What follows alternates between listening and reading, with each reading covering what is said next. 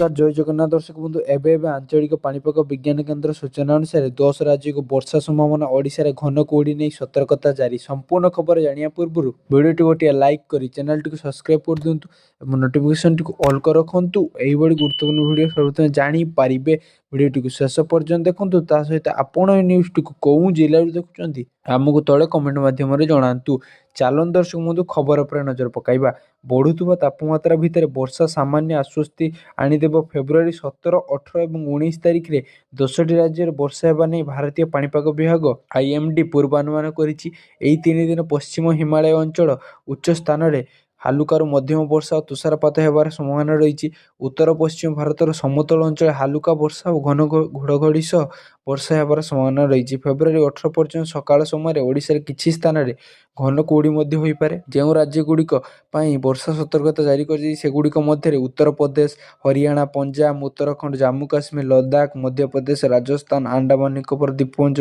तमिलनाडु अंतर्भुक्त। दिल्ली रे पाग किपरि रहबो जानंतु। फेब्रुआरी 17 तारिख रे दिल्ली एशियार तापमात्रा 2 ରୁ 3 डिग्री सेल्सियस वृद्धि पाइबार संभावना रही, जहाँ फल अपराह्न गरम अनुभव हेबो।